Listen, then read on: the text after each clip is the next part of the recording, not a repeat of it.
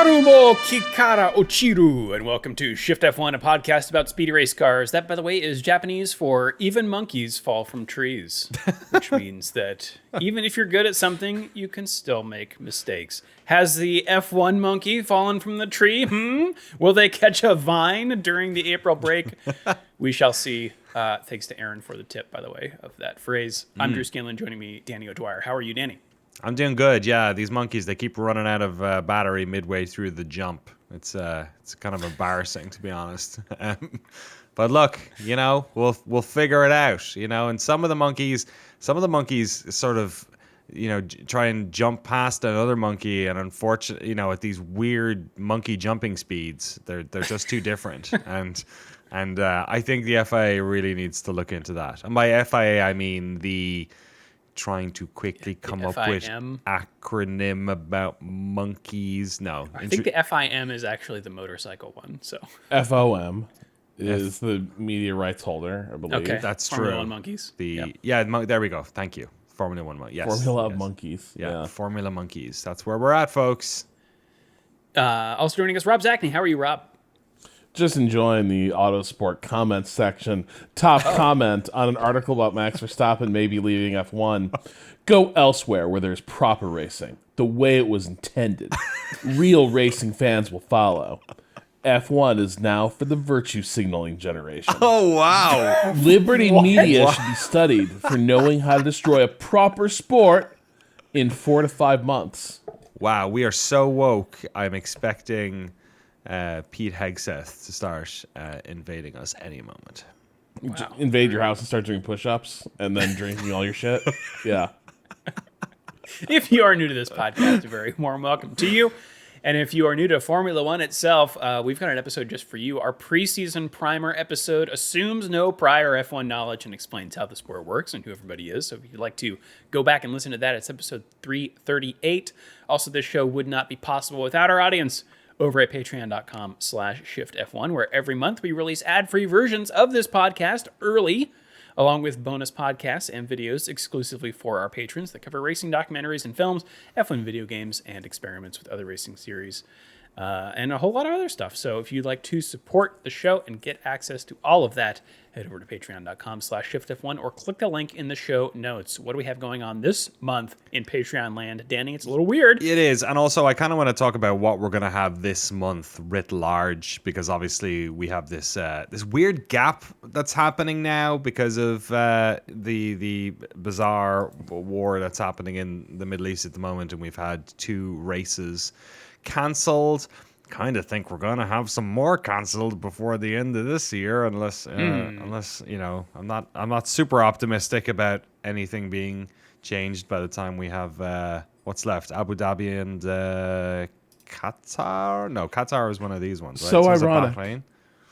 They went to war with cancel culture. Yeah, you're right. Found their event, their culture canceled in itself. We're missing out on Jeddah this year, folks.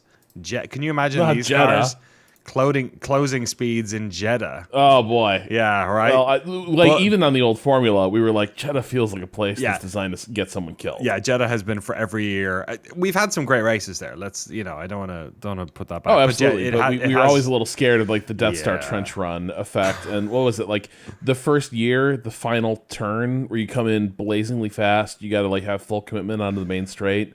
Didn't Verstappen? He was on like a god tier run, and then just like into the wall. Yes, yeah. And also that we've seen this a couple of times with the overtake mode thing. Remember the Hamilton Verstappen braking to get the DRS zone thing that was happening as well.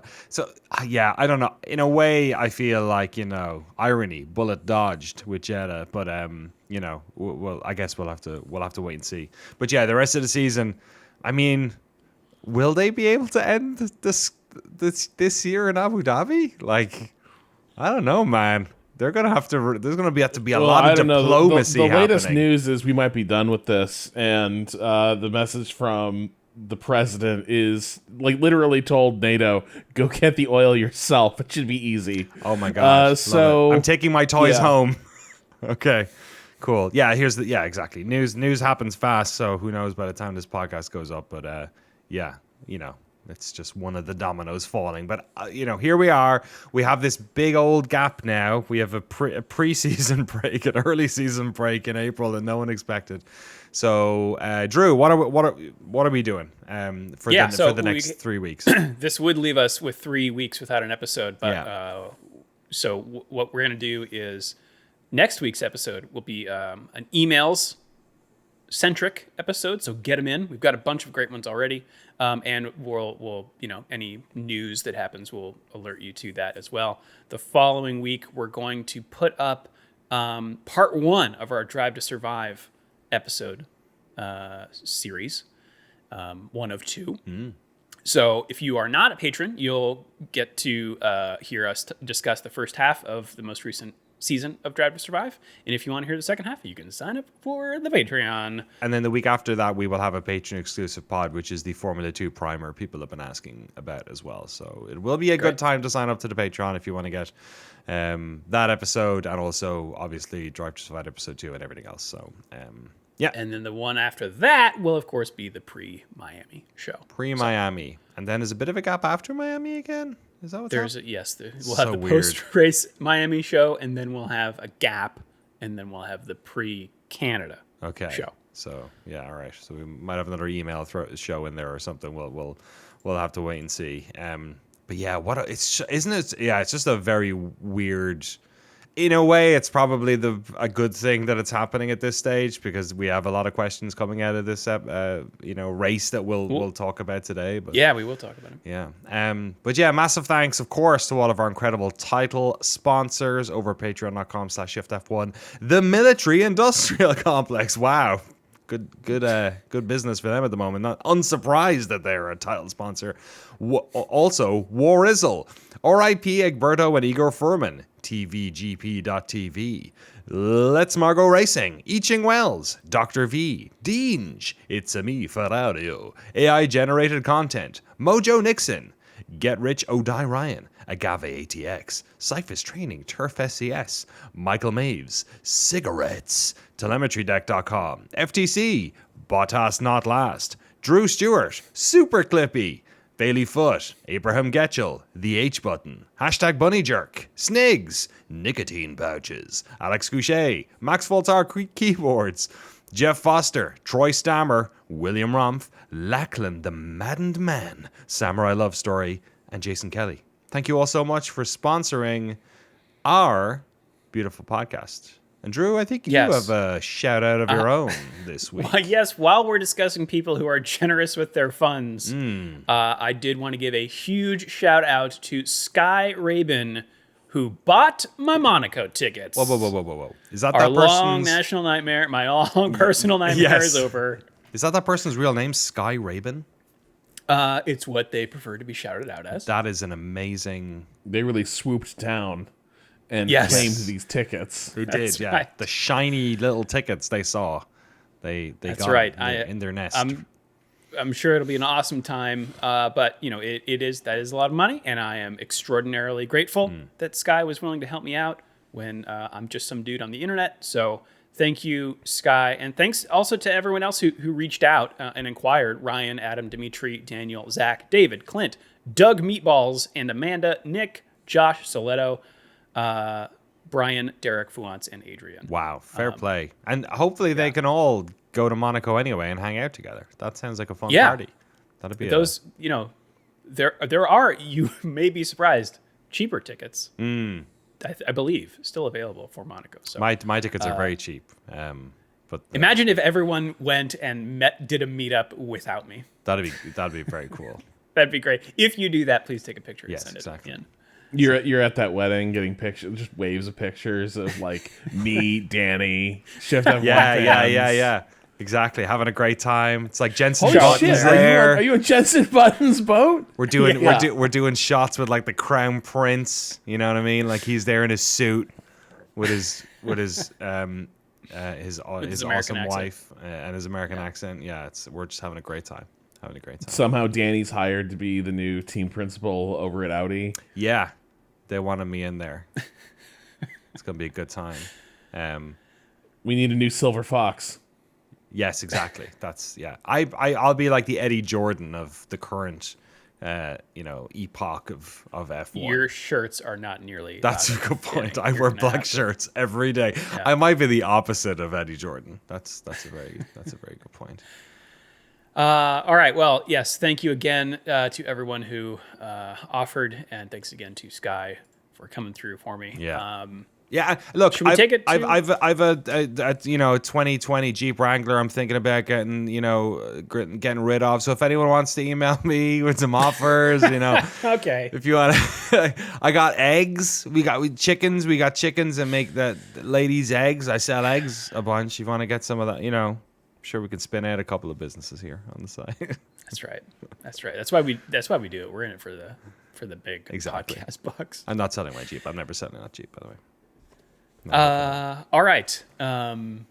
Let's take it to the race, the Japanese Grand Prix, everyone. Much to discuss. Let's start with the grid. Good place to go. On pole position, once again, Kimi Antonelli in his Mercedes, just ahead of his teammate George Russell. In third, we got Oscar Piastri, and then Charles Leclerc in fourth. An incredible slide on his final qualifying lap. Just feels like he was barely holding it together throughout, and that final turn causing problems for a lot of people. A lot of good drifting going on. Some initial D. You've heard. Yeah, the gifts were flying in the Discord live chat. Let me say that. Nice. Fifth place, Lando Norris. He had some technical issues in free practice 2 and 3, which had to be nerve-wracking considering McLaren's double DNS last round. They and their power unit supplier Mercedes were apparently unable to fix his battery after China, and so he's got a new one in for this round, the second of 3 that he is allowed for the year. Oh boy! It's a new regulation year. Parts are going fast. Lewis Hamilton will line up 6th ahead of Pierre Gasly in his Alpine, followed by Isaac Hadjar, Gabriel Bortoleto in the Audi, and Arvid Lindblad in the Racing Bulls car, out qualifying in 11th, Max Verstappen. Yeah. Complaining during qualifying that the car is undrivable. Not happy with his nose. Yeah. You know how he likes to attack those corners, and a lot of understeer it seemed like happening with that RB. Yeah, with the Red Bull. Yeah, sorry, the Red Bull. He's running some upgraded parts, a lot of them apparently, on the side pod, engine cover, floor, and rear brake ducts. Apparently they're not gelling quite as well as he would like. 11th, Esteban Ocon, followed by Nico Hulkenberg, Liam Lawson, Franco Colapinto, Carlos Sainz in 16th, then Alex Albon in 17th, who collided with Sergio Perez in practice, which is rare. Seemed like people didn't see each other. Yeah. Perez didn't see him and turned in at the chicane at the end of the lap, but Albon maybe optimistic there. Little dive bomb action. 18th, Oliver Behrman, a rough showing for him considering he's going into the sitting 5th in the Drivers' Championship. Sergio Perez and Valtteri Bottas line up 19th and 20th. Valtteri, the only one starting the race on the hard tire to everyone else's medium. Bottas and then Fernando is last, Alonso, as it turns out. In this one. Not quite. Fernando Alonso. Sorry. Line up 21st. He missed free practice 1 due to the birth of his first child. There you go. FC1. First child. First child won. Fernando Alonso. Do we know anything about this child? Does it is it a PK Verstappen situation? Is it the Kwidzad Hazarak? Have they blended houses enough? Fernando Alonso, is Fernando Alonso's wife big in karting or? So apparently it's a Spanish motorsports journalist. Okay. And I looked at this. Apparently there have been rumors about them for a while before a relationship was confirmed, because they appear to be heavily flirting during interviews, I guess. Oh, nice. Yeah. Wow. That's great. Yes, his partner, Melissa Jimenez. Very cool. Very cool. Congratulations to them. Congrats, well done. Yeah. All right. The race. Danny, do you want to take us through the start of the Japanese Grand Prix? Absolutely. All eyes on our good friends, the Mercedes crowd, who... just like in Mario Kart, you can get that boost if you time it right. Hey, hold on real quick. Okay. She's 38. Fernando Alonso, way to go. Dating age appropriately. Nice. We did wonder when pre-recording the phrase geriatric pregnancy was thrown in the ring by me. By you. Which is a real term with a shockingly low age to have it applied as a 35, I think, as a... It was low. It's like the medical establishment used to just be like, I don't know, you should just be a spinster. Yeah. Shouldn't you be a the latter ages of a broodmare? Like, just this is... I don't like this term at all. I don't think they use it anymore. They don't use it anymore? Okay. See? Well, in headsets, America will bring it back. You know what I mean? That's what I'm saying. The start, Danny. The start, please. So yes, looking forward to my Mario Kart starting, folks, here. But if you time that boost wrong, you get that little, you get that little, you're saying Antonelli held the button for too long. He did. Latiku's laughing at him. Started too early. Yeah. So he had a not great start. Either did Russell, but Antonelli, honestly, the start itself, not so bad, but he got a rough amount of wheel spin as he went up through the gears, which is sort of in that... I'm not sure I call it that second phase, but not, we used to call it the second phase was somebody would have a bad little start there after they were getting up through the gear. This is kind of more like the first phase, and now we have this early phase, which is the actual can you get the car to bite at the lights out. So it was kind of just a rough bit of wheel spin coming out of that, which allowed Oscar Piastri to just go yoink around the outside from his position in third. Piastri, of course, starting this race, breaking recent McLaren tradition. Chuck Leclerc as well, who was in fourth, obviously sees both Mercedes in front of him. The Ferraris, as we've been saying for weeks, are particularly good at these starts. And so was able to snake his way through the two Mercedes. But by the time he does it, Piastri is already gobbled up first place and he's ahead of him.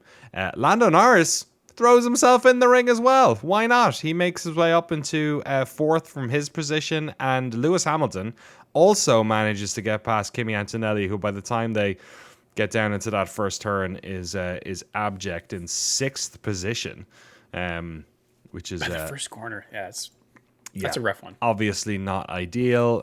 He's got a lot to do from there.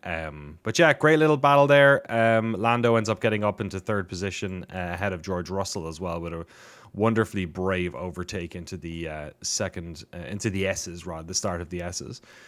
So yeah, leading up into the S's, we have Piastri, Charles Leclerc, Lando Norris, Russell, Hamilton, and then Kimi Antonelli. Yeah, and he doesn't take long to start reclaiming positions. He gets by Hamilton on the start-finish straight on lap 2. And there's some more jockeying for position in these opening few laps. Verstappen making it up to 9th and fighting with Hadjar, who appears, I guess, to use a little too much energy defending and also falls victim to Ocon. Russell also retakes a position, getting third back from Norris, and less than a lap later gets by Leclerc on that start-finish straight into second place. And on lap 8, makes his way past Russell with a great move into the chicane, but immediately Piastri retakes the lead on that following straight. That was cool to see, because we have some more back and forth. Yeah, some more back and forth. And look, I'm open to the idea, that people feel like this is somewhat artificial, or like I'm not going to dissuade that immediately. I thought that was cool, but it was also very cool to see McLaren doing it, because obviously we had a bit of this happen in the last race with Ferrari. The McLarens were absent from it, and so there was this sort of like grain of hope that perhaps the McLaren might have race pace to actually sort of take it to Mercedes this year. So when that happened, you could hear the cheers around the circuit, which I think, as much as anything else, was sort of the internal cheer that was happening in me, and the cheer on the Discord as well when it happened. It was very much a hope that this was maybe, a sign that there's some competition here. And also, I think as this season goes on, we're going to find out that like a lot of people prefer Piastri to Russell. You know what I mean? I don't know. Russell's stock, I feel like. Just personally? Yeah. Okay. Yeah. Not in China, where he's the racing emperor. Well, well, he looks like an idol. So Also, Big Sister George. Big Sister I think George. was the two big themes of his fandom.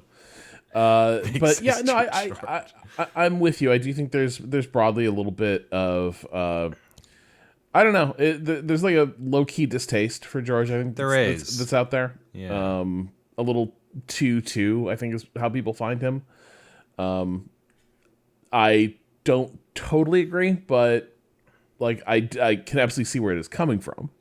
But then again, who people decide to like in F1 often like seems kind of weird to me as well. Because like there's a lot of folks who's like, oh, everybody just loves this. Everyone just loves this guy, and I'm like, yeah, but do we though? This is me and Danny Ricciardo, right? Like everyone just loves Danny Rick. Oh, he's very nice. Yeah. He's very nice.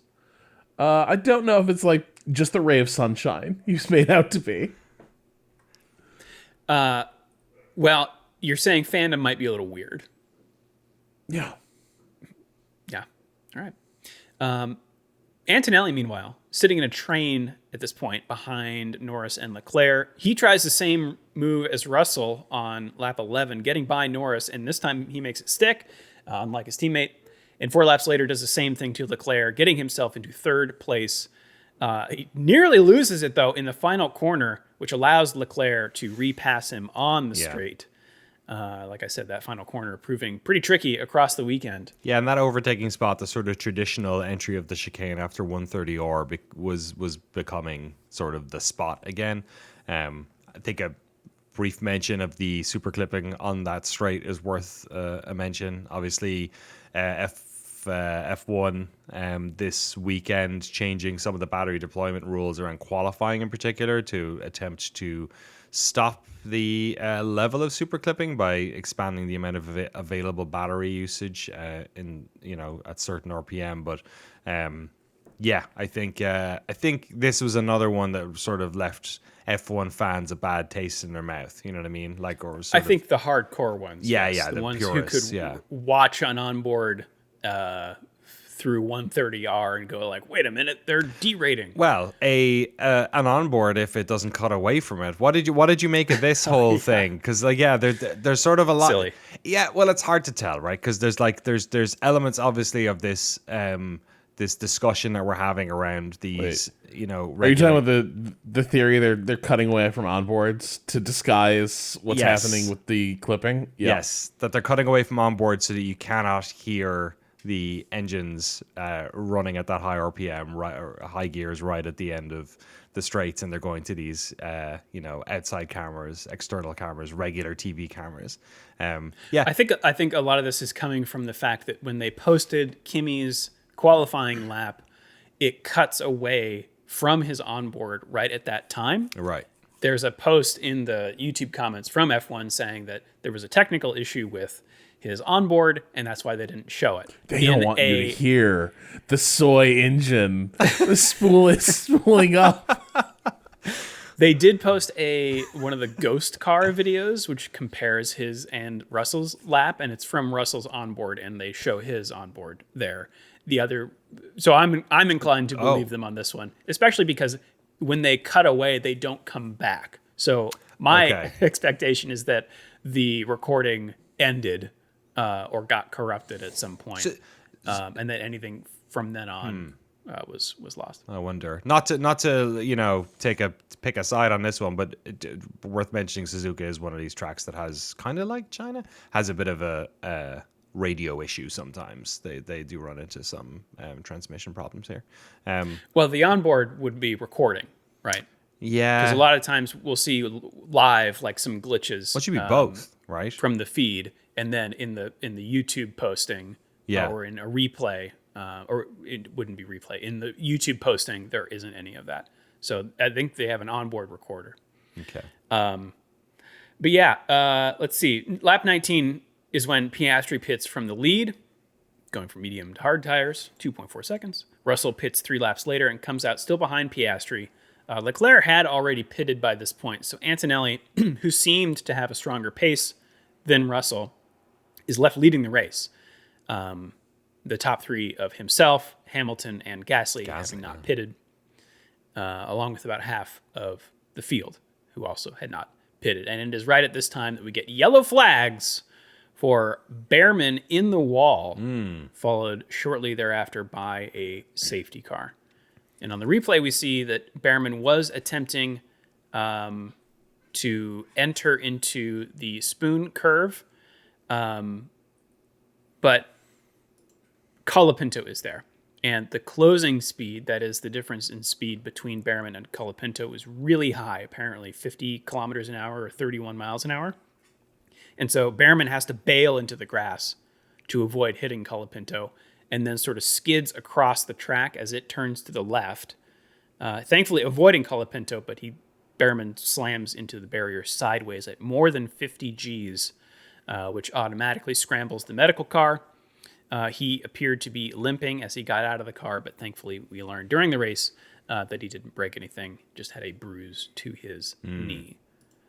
Yeah. So I'll just throw out here that RaceFans, and I'll put this in the show notes, has a good analysis of the incident, specifically around Colapinto's driving, whether he,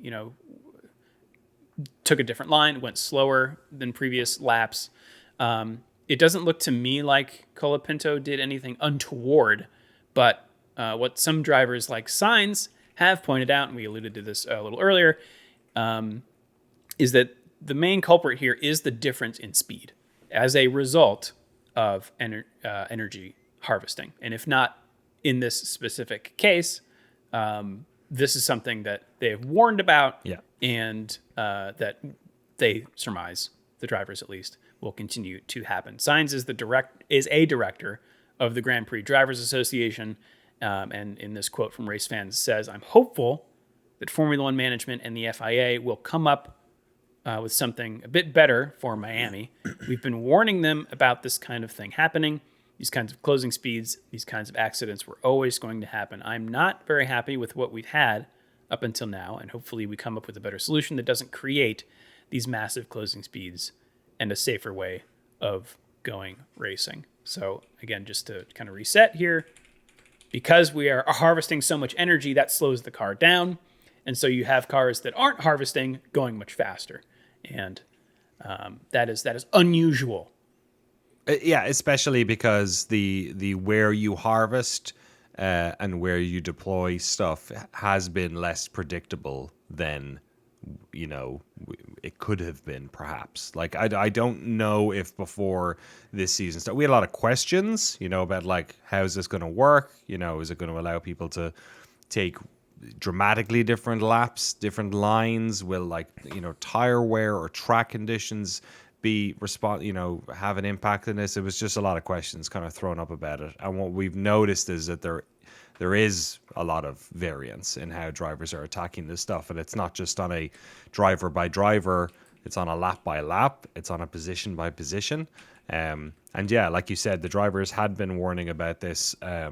And this is kind of an acknowledgement of those fears. It is a very, when you look at it, it's a really unfortunate crash, because you're like, Colapinto didn't really do anything wrong.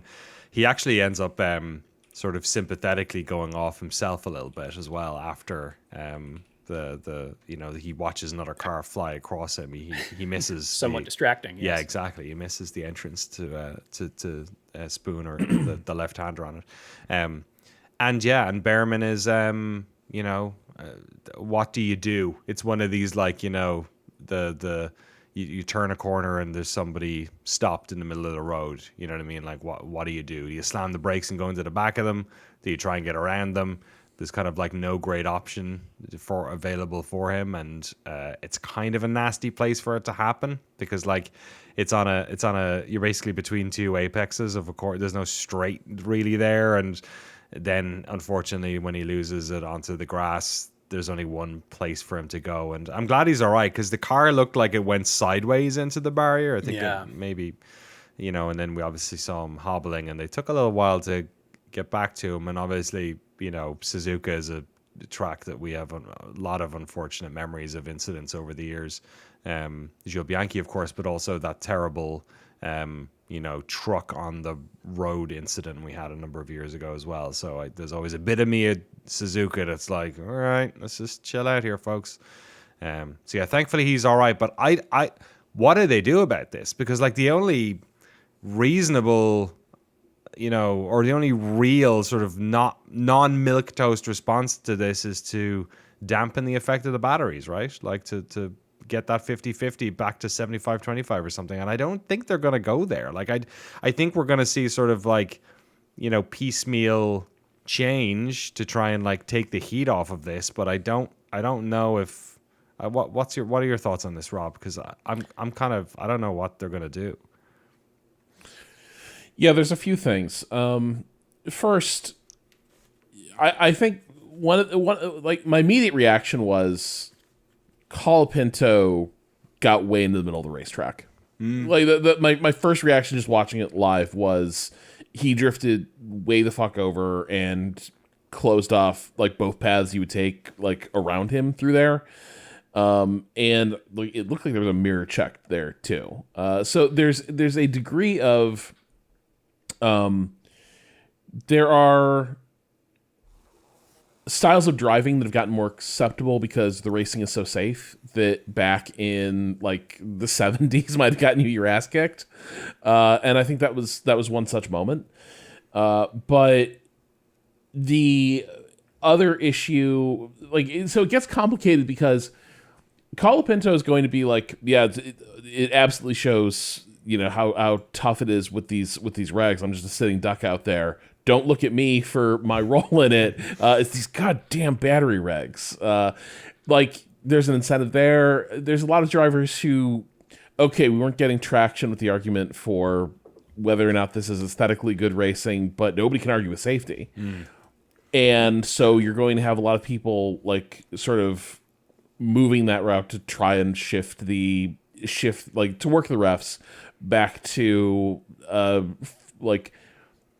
a set of regulations that disadvantage them less. And Sainz is sort of in that boat as well, wearing the hat of both Drivers Association rep and then also someone who is just in a much less competitive car. But you heard all the way back in Australia, if not sooner, that there were concerns about these overtaking speeds. The effect was you had cars that were damn near in different classes, right? Like it's like the overtakes that happen on Mulsanne in the 24 hours, where it's like you just have a vastly faster prototype car overtaking a GT. It's a sort of a similar dynamic here. But here, like, nobody's trained to treat it as if you're looking for and also you can't tell, right? Like, you can always tell a different class car in endurance racing. The thing about the clipping and the energy recovery is that a car with the same broad performance envelope as you will just suddenly slow way the fuck down. Yeah, I mean, you get flashing lights, but it's not immediately recognizable by the shape of the car or anything. And apparently, Colapinto's lights were not flashing. Oh, interesting. According to Oscar Piastri. Huh. So, yeah, and the flashing lights, it still isn't going to tell you. It's like seeing someone's brake lights on, right? It's like, that's telling you the person is slowing. It's telling you the person is recovering. It's not going to tell you that, like, oh, man, they just parked it, and now you're just rocketing towards them. So it does, like, I'm not sure what the fix is short of, like, retreating from some of the battery dependency they pushed the regs toward.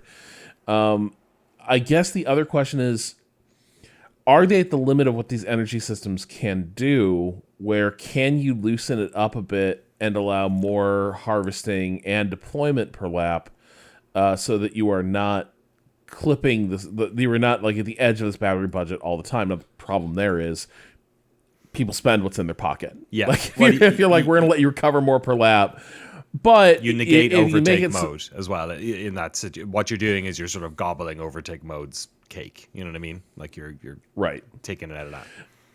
But it is striking the degree to which this is old stuff, right? Like this is people are harvesting energy and coming off it, entering corners before in the old regulations. Yeah. But this like tweak to the percentage has had a pretty drastic effect for what that looks like on the track. And it is like lift and coast on steroids, almost when you see it happening. And I'm with you, Dan. Like, this is how they've chosen for the sport to work. It's had some good effects, but at the same time, if you do have a critical mass of drivers being like, it is just way too dicey if you're coming up on someone and suddenly they're just going, 50 kph slower, we can't safely race that way. And for what it's worth, I think a lot of what we've liked has primarily been the aero regulations. Like, you know what I mean? Like, it's interesting seeing them have to husband the battery resources a bit better, but I think you could still do that and force them to like use the resources a little more carefully while making the car more internal combustion dependent. So I think they may have to retreat on this because like Suzuka doesn't have the most runoff, but it's not nothing. Yeah. And to the thing you flagged at the start of the race, at the start of the episode, they're not racing in Jeddah this year. This happens in Jeddah, we're having a different conversation. Yeah, Baku. Yeah, big time. Monaco could happen. Less opportunity there, but could. We have mentioned that the FIA will be having meetings in April to see what adjustments could or should be made. Sorry, quick thing. Did you see did you mention this, Drew, that Sainz also mentioned, he's like, we've been complaining about this and the FIA is focused on fixing qualifying. And they prioritize that. And there's an article, I think, over at like Autosport where it's like FIA trying to fix the qualifying crisis, which I think, again, returns to the weird vibe around this regulations where it's like, parts of this are treated as a crisis that don't seem that serious, and then they're kind of ignoring this other aspect. That's just one other thing I was going to flag. It sounds like, according to Andrea Stella, and who reported this, this is in a quote from a RaceFans article, Andrea Stella, the team principal of McLaren, the closing speed thing is on the agenda for this April meeting. So, yeah, thanks, Danny. Just going to close off this story, and then we'll be back after this short break with the safety car restart. All right. The safety car means a much cheaper pit stop for those who hadn't yet pitted, given that the rest of the field will be going slowly. Russell, of course, having pitted right before this, is not pleased, radioing simply unbelievable. Yeah. So on the restart on lap 27, it is Antonelli in first, who pitted under safety car. Then Piastri, Russell, and Hamilton, who also pitted under safety car. Leclerc, Norris, and then Gasly. And he and the ones behind him also got that safety car pit stop. It's Verstappen, Lawson, and Bortoletto rounding out the top 10. Yeah, so massive shame that Piastri ends up losing, a hard fought and, novel for the season we've had first position. I'm not sure Russell's whining won him many fans, at least not in the Shift+F1 Discord. It was a little bit like, yeah, all right, you're not, you're in the fastest car here, mate. You know what I mean? Get what get whining? it done. He was like saying he we're said so unlucky. We're so Yeah. unlucky. He kept going on about, Yeah, but he was. Like, I mean- what are we talking about here? Well, it's like it's a safety car like pit stop. Like I feel like complaining about it to that degree when you're in like the fastest car is like, yeah, okay, cool. The safety car happened because of a crash. Someone's hurt and you fell on the wrong side of the look. Like I guess if you're in the car, it's Well, I mean, it's one of those things where, like, the minute that safety car came out, the race was handed to Antonelli. That was a given. Like, there was over. Zero chance. Yeah. And basically. action-wise, the race was over. Yeah. Like the latter portion of this race was pretty dull. But like Russell say, like, I do think there's a bit of he's also not assigning blame when he says we've been unlucky. That is the other part of this. He's not taking it on his engineer. He's not taking it on the team. It's just this is fortunes of war, and that's kind of what he's saying over the radio. So I think there's an element of people read in what they want to read in to people, and it was a frustrated reaction, a pretty mild one by the standards of like stuff we hear routinely said to engineers about something we all can see was true, which is that Russell was in a really good position. And then the safety car happened, and he was out of it for the win, and Antonelli was going to coast to a win. That was like that wasn't even debatable. Yeah. Maybe it was because who knows what Piastri said on team radio. Maybe they just didn't broadcast it, but like he was the unluckiest. Like he's the one who's in like the less powerful car where track position is going to be even more critical, who had fought to get into first position. And ultimately, I think McLaren had a very sort of like, first foot forward strategy in this race. You know what I mean? It was the type of thing that you like to see. It was the classic decision that Ferrari would not have made. You know what I mean? To sort of like force everyone else into a strategy, and they were unlucky. And I felt bad for Piastri, although. What was then fun was to watch if he could, retain the podium. Yeah, so Antonelli gets a good jump on everyone at the restart and just streaks away into the distance. Hamilton also has a good one and goes around the outside of Russell at turn 1 to take third place. Further back, Verstappen is challenging his former teammate, Pierre Gasly, as they go side by side for the first 3 turns or so. Gasly impressively managing to keep Verstappen at bay. We have not had an opportunity to talk about Pierre Gasly much this season. He is like low-key one of the best drivers this year. Like he has been race after race. The Alpine's in a better position for sure. But Pierre Gasly, I was actually surprised he didn't get. Well, was I surprised? I think he would have been a good chef for driver of the day. I think as well. We don't get to see him much because of where he's at, but. It was at least cool to see a bit of TV time given to him in that position, because we're certainly seeing him more. Yeah, he's sort of come of age, I think, this year, and obviously the Alpine has as well, and that is a big help. But just shout out to Pierre Gasly, he's doing really well. Well, also real quick, we're shouting out things we didn't see enough of. There was a point where it was like we need to stop looking at Russell failing to overtake Piastri. And we need to cut to whatever's going on with, I think it was Hajar and Lindblad. Just like in the tiny window next to maybe next lap, George. Meanwhile, you have this insane Top Gun Maverick shit happening just routinely through every corner. It's like, producer, I swear to God, we know what's happening with the battle for the lead. We need to watch this because there's civil war happening in the Red Bull camp. Yeah, they are fun, man. Like Lindblad is he ended up not in the best position. I'm not sure if the drawing a safety bit car of a penalty stuff. too. Yeah, or at least notice for it where it's you're a little over the line there, but it was good shit. Yeah, it was. Yeah. He's a fun driver. He's Yeah, I like him. I like this new crop of young Red Bulls, Hajar as well, of course. It's amazing. We talked a lot last year about how are these rookies going to do? And, do they have the mentality, these super young drivers? Look at them all. They're all great. There's no one we're pointing at out of this big, suite of rookies, or not technically rookies anymore because it's their second season, but babies, and none of them are. They're all great. It's really impressive. I think. I think it's amazing that we're not talking about it. They have, because it could easily have become a narrative thing as well, especially with the complexity of these new cars. And I think they're all doing really well. Yeah. Lap 37, kind of a weird moment for Russell, where it looks like he loses power briefly. Oh, yeah. Which causes him to lose fourth to Leclerc. Although it could be, this is something that Leclerc talked about after the Chinese sprint qualifying. He got a bullet bill, I think.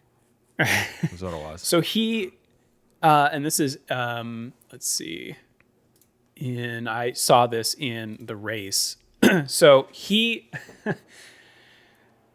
we've talked about how a lot of the energy deployment over the course of a lap is automatic. It's not driver controlled. So the car will detect when you've let off and then will start recovery.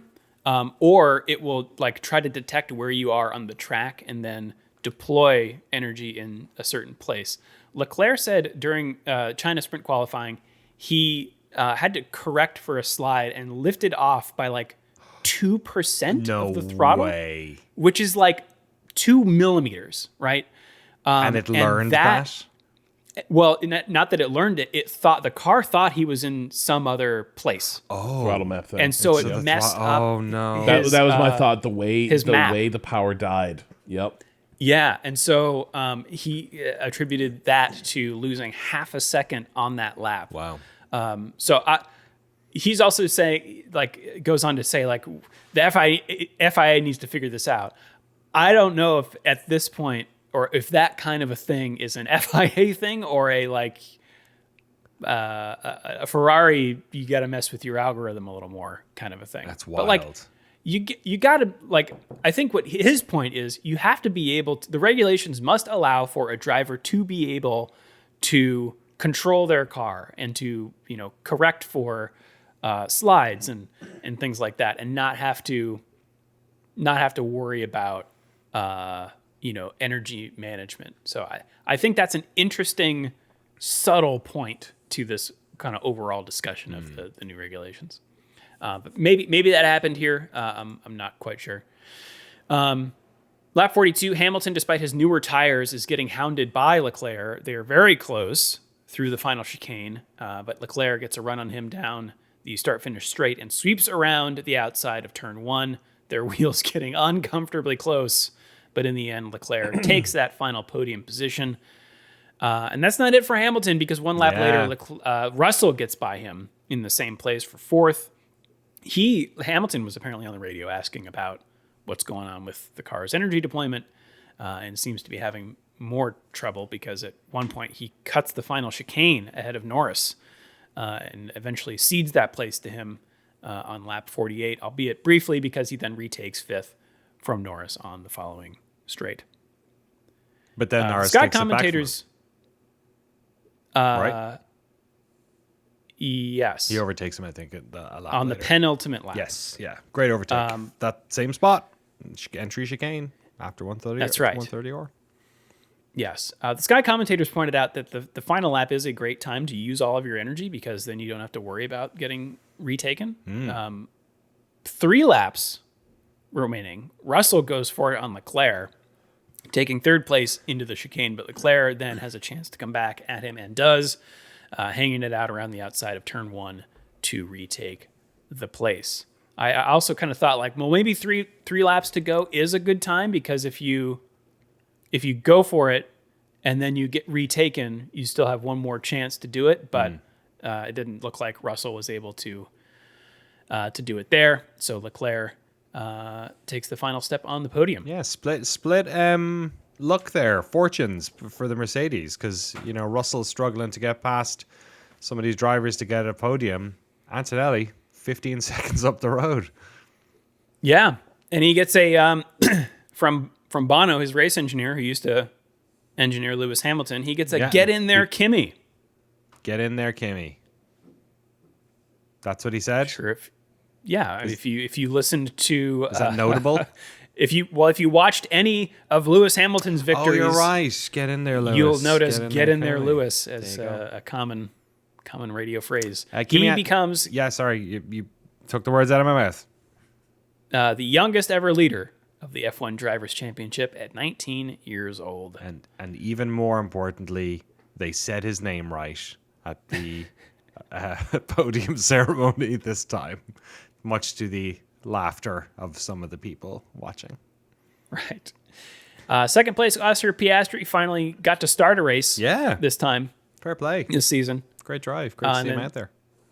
3rd place, Charles Leclerc, followed by George Russell 4th, Lando Norris 5th, Lewis Hamilton 6th, Pierre Gasly in 7th, holding on to that place he started in. Max Verstappen making up some spots into 8th, and Liam Lawson in 9th, making up 5 positions. Yeah. Look at that. The Racing Bulls car, by the way, looks incredible this weekend with that kind of red paint job. Yuki shouldn't have left. I guess he had to though. He had to go. He had to make the step up. But we all knew it was the kiss of death. And Esteban Ocon rounding out the top 10. Behind them, Nice. we've got Nico Hulkenberg, Isaac Hadjar, Gabriel Bortoleto, Arvid Lindblad, Carlos Sainz, Franco Colapinto in 16th, then Sergio Perez, Fernando Alonso, who finished. I think this is the first time an Aston Martin has done a full race distance. Wow. They retired Stroll, and their messaging was, "We just want to get one car to finish." Like Amazing. somehow they're like, "We can only do one per race." Valtteri Bottas 19th, Alex Albon 20th, and then, yes, Lance Stroll DNF'd along with Oliver Behrman. You can see the reliability though already improved. All 24 or 22, cars started, and 2 retirements and one of them was a crash. So We're getting there. Definitely improvements in some aspects. All right, well, that is it for the race recap. Let's run down the Drivers' Championship standings here. Andrea Kimi Antonelli in first place. First placed? First place. First place. Hey, at least you didn't call him Andrea Kimi Räikkönen. So That's right. don't worry about it. George Russell second, Charles Leclerc third, Lewis Hamilton fourth, Lando Norris moving up a spot into fifth place, and Oscar Piastri jumping 6 spots into sixth place. Nice. Oliver Behrman losing 2 spots with his DNF. He's now in 7th. Pierre Gasly is now in 8th. And Max Verstappen, 9th place in the Drivers' Championship.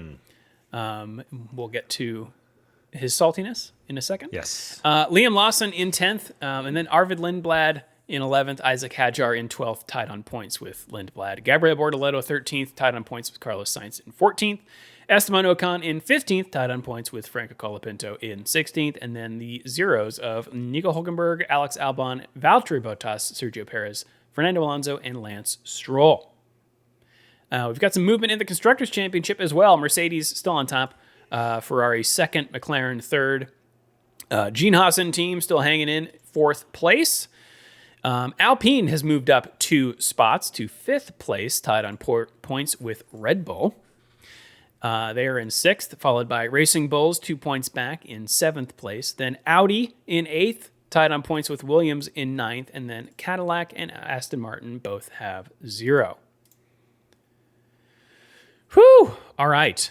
Well, speaking of Verstappen and his woes, let's see. How do we want to split this up? Do we want to take, Rob, you want to take the journalist angle of this? And Danny, you want to take his... overall frustration? Sure. Yeah, absolutely.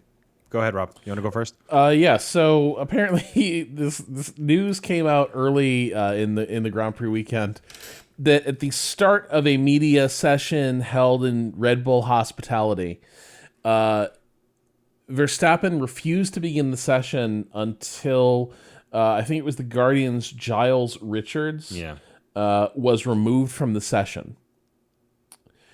This was punishment for a question Richards asked before Abu Dhabi last year about the collision with George Russell that got Max Verstappen hit with a multi-place penalty that would have been a title decider if he'd held on to those points. And Verstappen felt the question was massively disrespectful. And so that is why he chose this moment 5 months later to throw this guy out of a Red Bull media session and not let the session begin until he was gone. Discuss. Yeah, I don't know. I think like people We try so hard. We try real hard, folks. we do every time.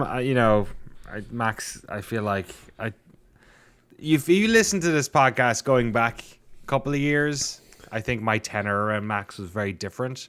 I think I like his more mature version, but there are times where the Jos Verstappen comes out of him, and this is so. It's just so petty. I think there's like a degree of emotional maturity that I assume that people as they're getting older should have. And like the inability to recognize power in oneself is something that, and to not recognize, to recognize power in others and not recognize power in yourself, and to play victim in a situation where there is this like clear asymmetry. Like, people get to ask you questions, you get to answer them. Like, this is like obviously there are freedom of press issues here. Like, the question was a legitimate question. Max didn't like it because it framed him in a human and way, and the fact that he still cares about it, and then the fact that he did this. I mean, if I was a journalist in that room, I would have walked out with him. You know what I mean? Like, that's, and I know it's hard. You're a beat reporter for F1. You gotta like play the part and make sure everyone on the paddock likes you. But like, this is, it's just a bad. Well, and you don't want look. you don't want him carrying a grudge against you now too. So yeah. But like, that's, it's bullying. It's stupid. It's petty. Max is a wealthy, famous, talented driver, successful. Yeah, and this guy's reporting on Formula One and asking legitimate questions. It wasn't a tabloidy question. It was a fair question. Get out of here. Like, stop it. And then stop trying to legitimize it. Like, he was smirking at me. Yeah. He says he was smirking at me when he asked the question back in Abu Dhabi. It's ego. I bet he thought he was smirking at him. It's just, this is ego. Yeah, just like, it's just silly, petty, and it reminds me of the old Max, and he should grow the fuck up. It's so stupid. Stupid. Well, speaking of reminding you of the old Max, Danny, threatening to quit F1. I've heard that one before. Yeah, and look, I think Verstappen is probably not in a great place at the moment. He's with. I'll tell you where he is. He's 9th. That's his place. That's fair. Yeah. Obviously, the car's not doing well, but he also, has been pretty consistent in worrying about these regulations and not being particularly happy with the driving. So I don't necessarily take the argument that, like, because of where he is in the championship. I think if he was ahead in the championship, or if he was like close to the top, I do think Max is the type of guy who a lot of times when it comes to racing does sort of speak his truth on things. So I do think that there's an element there. I think Rob might disagree. Well, no, I'm just saying what one's truth is sometimes varies, depends on how things are going for oneself. I think he's being honest. Let me give you my galaxy brain sort of reason why, and then I'll get to the quotes in a second. I think the reason why Verstappen is angry has, if not as much to do with the state of the car and obviously the state of the racing, I think there is a sort of third element to this that we don't see, which is the state of Red Bull racing. I think we have seen an exodus of people from there. One of the mechanics who's been there for donkey's years just announced he's left the team as well. I think it was yesterday. I think there is a as much as they didn't like the Horner era, this seems like the current era, there might be a lot of a lack of belief perhaps in the project. Obviously the car has not come out particularly well as well, and I think there is sort of this confluence of factors are contributing to Verstappen for the first time saying what a lot of people have been sort of saying around the paddock, that he is closer than ever from stepping away from Formula One. I think it was Jos Verstappen on Thursday did an interview with some Dutch journalists where he mentioned it. And then, Verstappen's tenor over the course of the weekend was sort of not particularly positive. And then it was a post-race interview at the BBC where we got the quote. He said, "I'm thinking about everything inside this paddock when pressed further on talks of a possible exit. Privately, I'm very happy. You also wait for 24 races. This time it's 22, but normally 24. And then you just think about it. Is it worth it? Or do I enjoy being more at home with my family, seeing my friends more when you're not enjoying the sport?" He's clearly not enjoying the sport. He is clearly, having fun doing his other racing. There has always been this question of when will Verstappen retire? Like, he was in the sport from an incredibly young age. He's clearly somebody who enjoys lots of different forms of racing.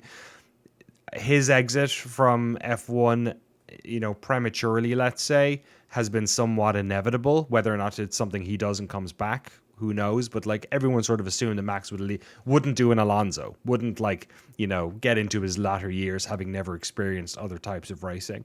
Obviously now he's a young dad as well.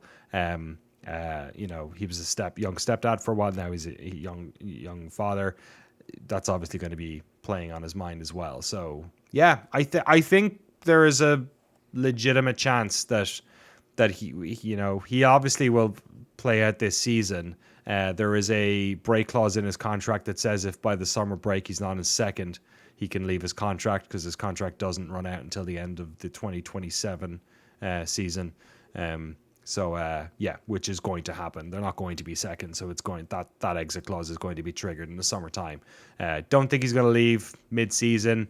I suspect if Verstappen if he does leave F1, he will, probably make a pretty good wage as a Red Bull ambassador in some way. So I don't think he's going to spoil the broth there. I don't necessarily think he's going to change teams. I think maybe, though, Toto Wolff called up.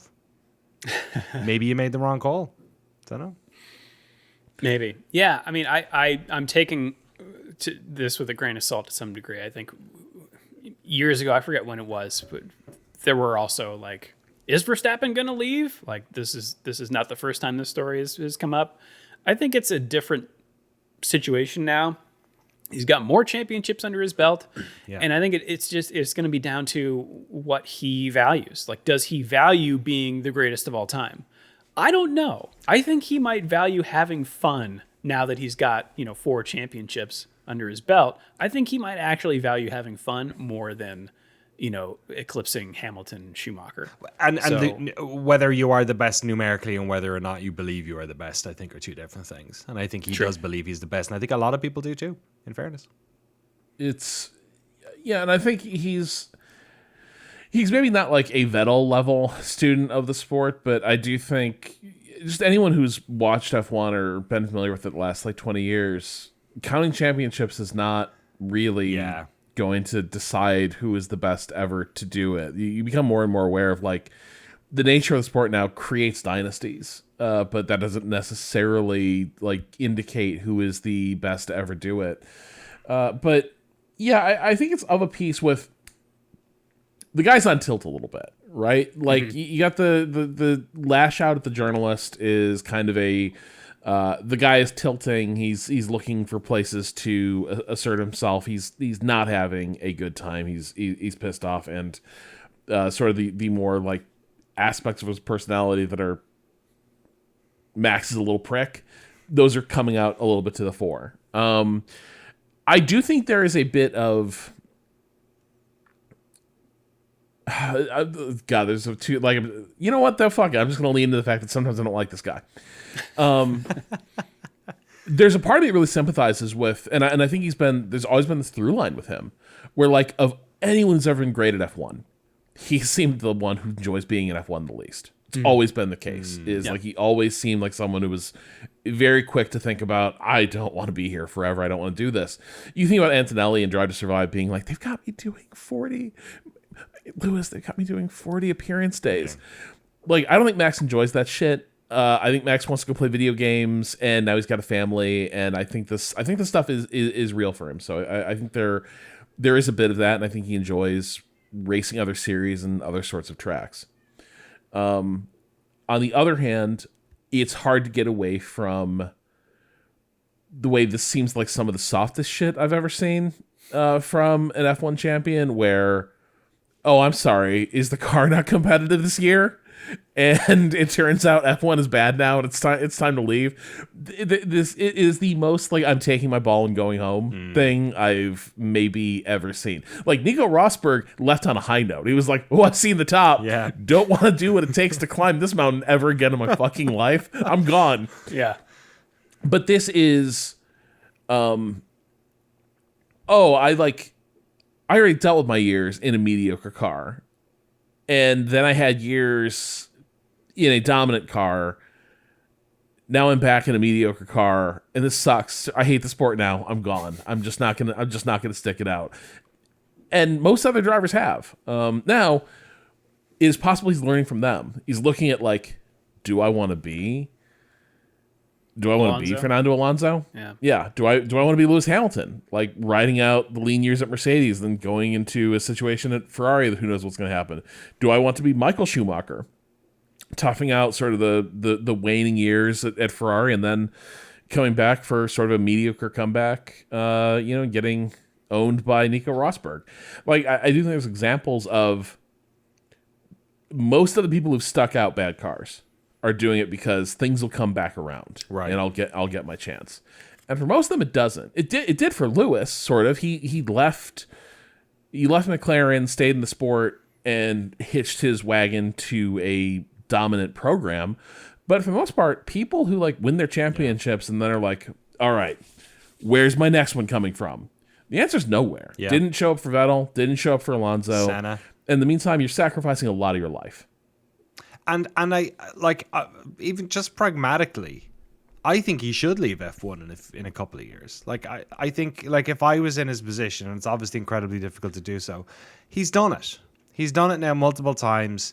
He does have a genuine interest and desire and thirst for other forms of motorsport. And if I was in that position, that seems cool, doesn't it? Doesn't it seem cool to like go off and try other weird types of racing if you're into it? Like hell yeah, especially if you've got the Verstappen name and you know all this money and influence within all these sports. Like anyone would take him. Like yeah, like, and he's good. That's the other thing, is that he can turn up in these other formulas and do well. It's not like a Michael Jordan baseball situation, or you know what I mean, or like I'll limp over with my tail between my legs to IndyCar because I lost my F1 seat. You know what I mean? This is a different type of scenario, and yeah, if the racing feels more, and like as much as we all are here, on this podcast, you're listening to this podcast, we're watching these races every week.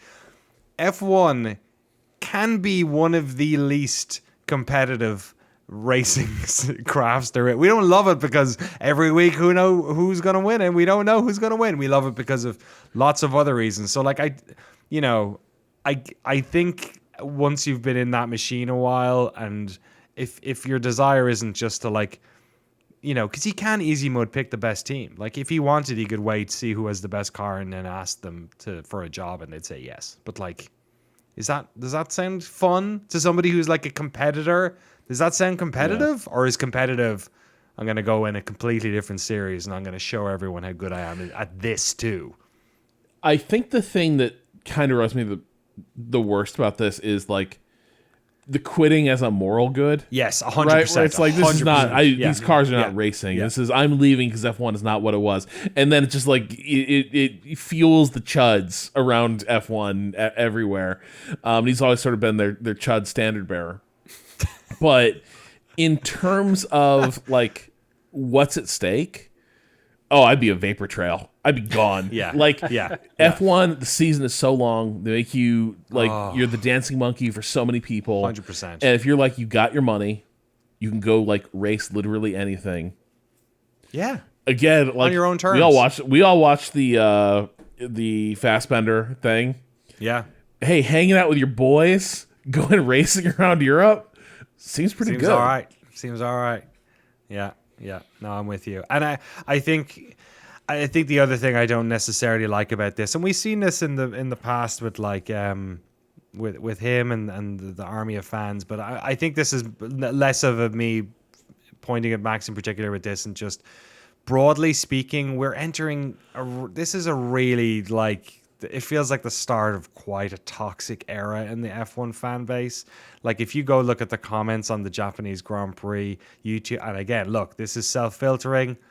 These might just, the YouTube comments, on a blah, blah, blah. But like the narrative that F1 has turned bad because of the battery stuff and because they've broken real racing. A lot of this stuff sounds, again, we've said before, like people who, not that there aren't criticisms of what's going on. Sure. You know what I mean?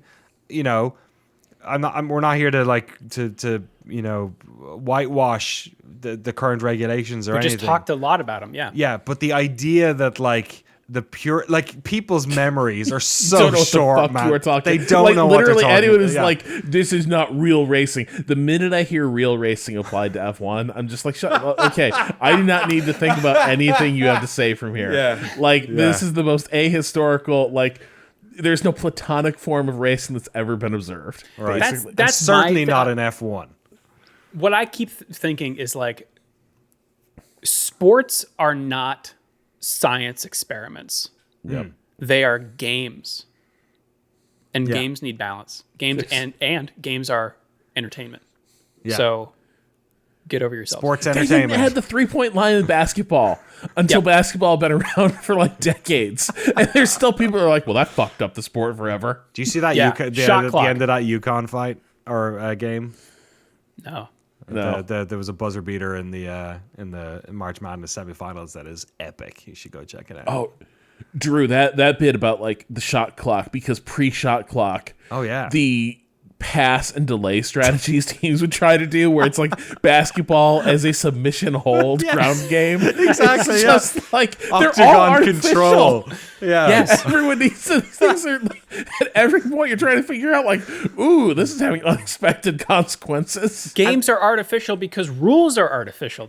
We're not talking about physics. We're talking about a structure. And there's that we've this, created. and there's also like this, and not to get too broad about this, but like one of the problems we've had in the modern era is that so much of the implementation of new rules has relied on, or has rather lent on, or been enabled by the fact that technologically we have sort of entered a new epoch. Yes. You know, so then technology ends up getting the finger pointed at it. But like technology is not the root. The technology is a means to an end. And I think we're sort of, you know, there's this sort of Luddite reactionary thing that happens sometimes, which again, I'm not whitewashing anything, but like there's a lot of that going on right now. Where The it's racing was pure and competitive when they were all internal combustion engines. You didn't watch shit. Yeah. You didn't watch shit. Like, literally, I became an F1 fan. 30 seconds later, what is F1 going to do about these processional races they keep having? It's like, let me talk to you about tire degradation. You know what I mean? Hey, do you want tires? Guess what? There are tires that will last the whole race. They exist. No. Did you know Let's that? go back to real racing with Did you know DRS. that? Exactly. We don't need pit stops. Why are pit stops even a thing? That's not competition. You know? I remember Pirelli said, like, when people start complaining about the tires, their head of like tire development was like, we could just make a compound that never wears out. That's not what they told us to do. Exactly. Right. Yeah. Remarkably, you're able Formula to do E. that. Yeah. It's incredible that your road car can last more than 3 hours without getting its tires replaced, but these other ones can. Yeah. Yeah, exactly. So we're, you know, and it's hard to get into the weeds on these. In a way, we're speaking to the choir, and I assume that our listeners I'm with are you, though. Very smart, adult, intelligent people who can come to their own decisions about this stuff. But yeah, there's something And about they're not in the YouTube comments. And I don't know if they're in a lot of the motorsport press, because a lot of the headlines look exactly the same. And I feel like I'm going crazy. It's the self-selection thing. So there's two Yes. things. Like, first of all, the sort of person who's moved to leave a comment. It's like a restaurant review. It takes Yes. a lot for me to comment on something. Yeah. It does. Like, I just don't have, like, I don't have time to be on forums. I don't have time to be commenting on stuff. Someone else who does already routinely was a different sort of person. Similarly, people are like, I'm going to devote my life to covering motorsports. I do think just self-selection, again, is like the odds of that person being like politically or even spiritually similar to where I'm at, pretty low, honestly. And so I do think there's a bit of, you spend your career around petrol heads and you start sounding like a petrol head. Yeah. Well, maybe that's why we don't sound like everyone else. If you'd like to get a championship of your own, you can join the Shift+F1 podcast official Formula One Fantasy League. Fantasy.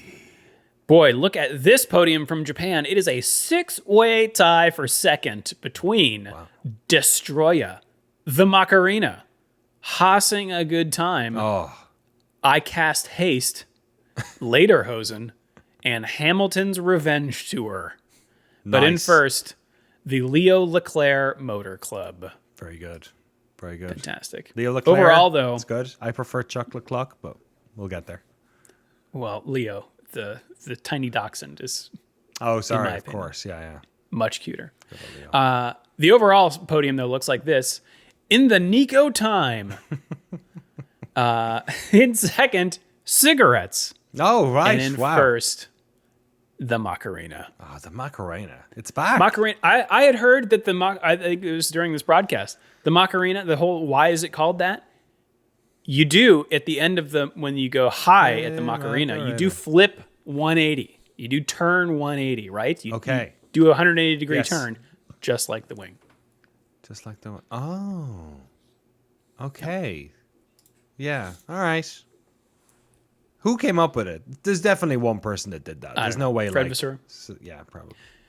Emails, shift.podcast@gmail.com or f1.cool/emails. Again, we'll be reading emails next week, so get them in. Also, you can follow us on the socials using the link in the show notes. That is us around the internet. Should we take it around the world, Danny? Let's race around the world,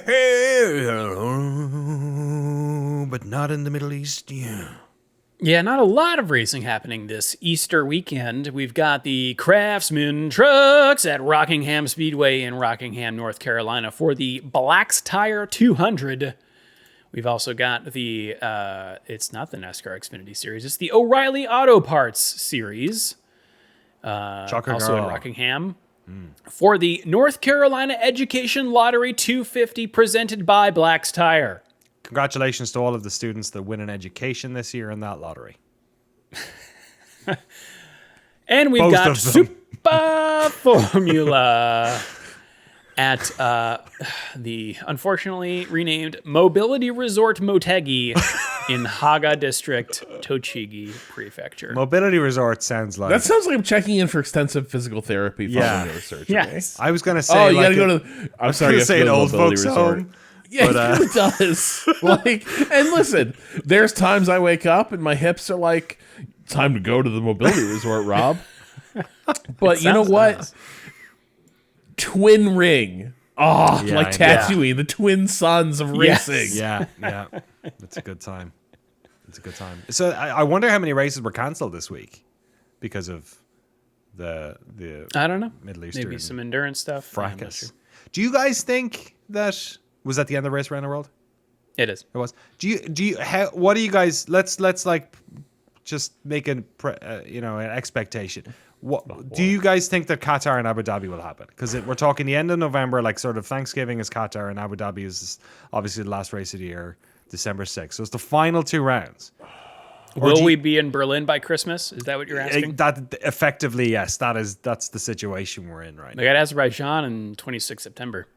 I wonder if Baku. They have hit some places in Azerbaijan. I think we are not. I think we might go racing then, because the United States will have found another way to surrender to Iran. Like fundamentally, I think that's it. The fact that they're like, and you know what, we don't even need to open the strait. We can just like the toll's not a problem for us. Like it's fine. Like I think there's an element of there's gonna be a lot of people want a way out of this, and by then there will be there's a decent chance of concessions granted. I think Or we'll reach some equilibrium somehow where maybe New there's normal. still stuff going on, but yeah. Yeah. Well, it's not going to go back. Yeah, probably not going to go back to pre attack phase. But like how long? And even like I wonder how much this is affecting Formula One just in terms of like because the gas prices stuff is crazy. So if you're running freight all around the world, and if it's going to get worse, like if we're only feeling we need sails on our ships. If we're only The feeling age of sails nigh. the market effects of it right now, we're not actually Sail feeling GP podcast. The supply effects. Yeah, exactly. Good old sail. Well, and Danny mentioning that, like, the fuel and like fluids for like advanced race engines in other series. I wonder, like, does this start like there's a lot of teams not running with fat margins that can easily absorb like a doubling of prices for any input. And we've already seen in like other countries, like for instance Singapore, like there are sort of like levels of public bailout stuff that is reminiscent of COVID, right? Where you had certain pockets of society or certain industries that just were simply not going to be able to weather this financially, and you're starting to see that happen already in places that are more directly affected perhaps by the closing of the Strait of Hormuz or whatever it is. And like, we're going to see this with, like, if it's not petrochem stuff, it's going to be other types of, what are they saying? They're saying like helium, for instance. Like, there's all of these things that come out of that area, and it's going to have this knock-on effect. So yeah, I do worry about, just writ large how this is going to affect, obviously, first and foremost, the people on the ground, especially the civilians who are getting caught in the crossfire, and obviously what's happening at the incursion into southern Lebanon. And I mean, there's new fronts on this thing every day, it seems, but also just like the financial implications of this. Ultimately, who pays for this is people at the pump and folks having to having their cost of living driven up. And so it's obviously, we're here talking about F1. I'm just interested in the calendar stuff, but I can see this getting a lot worse before it gets any better. Well, that's looking forward. Danny, let's look back this day in history. Let's look back. Formula One. Surely to a better time. What do we think? Okay. I haven't read this ahead of time. I have not. Okay. July 31st. Dutch driver Jos Verstappen was always one. Sorry? Are we at July 31st? Did I go? I did. I went July. Why did I go July? I'm getting ahead of myself here. Jesus, July? Now I want to know what happened to Jos Verstappen. It's March, silly. Oh my God. Maybe that's the day they burned him. I mean, not the ton, but like a little bit. They singed him. Maybe it was maybe April Fools threw me off. I don't know. We'll have to wait and see. If many Formula One fans were dismayed by Michael Schumacher's dominance of the sport, here we go.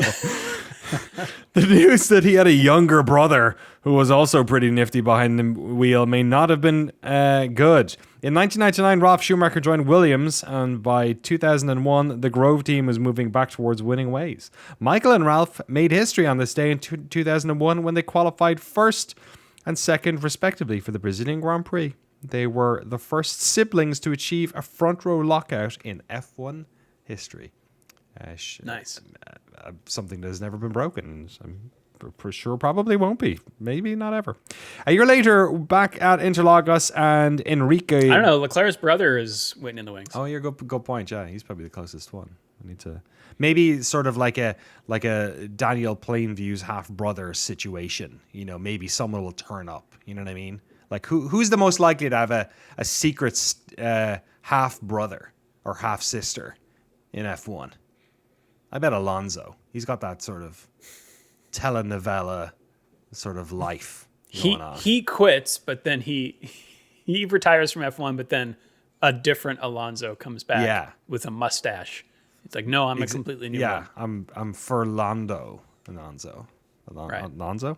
Anyway, let's end this podcast. A year later, back at Interlagos, and Enrique Bernoldi caused chaos when he crashed his Arrows in the Sunday morning practice session. The medical car arrived on scene, and the driver, Alex Ribeiro, opened his door. At that moment, Nick Heidfeld came around the corner in his Sauber, and with nowhere to go, took to the grass and smashed into the door of the Mercedes. A split second later, and Ribeiro might have been killed. This is a now famous... Have you ever seen this footage? I don't think so. Oh, it is a classic piece of F1 history. It's up there with the Take Inui getting run over by the I think that was a medical car. He doesn't get run over. He gets it. Yeah, he gets bumped by the medical car. He gets hit. He gets hit. He gets hit. But yes, this one is pretty bad. Yeah, the passenger side door opens on the if I remember correctly on the safety car, and just Heidfeld takes it out. Like, oh man, all right, it's real bad. Jesus. Yeah. All right, well, if you'd like to support the show and get access to all of our bonus episodes, the early ad-free version of the podcast, and the official Shift F1 Discord, you can do so over at patreon.com/ShiftF1. Have a good race weekend, everyone. We will see you all next week.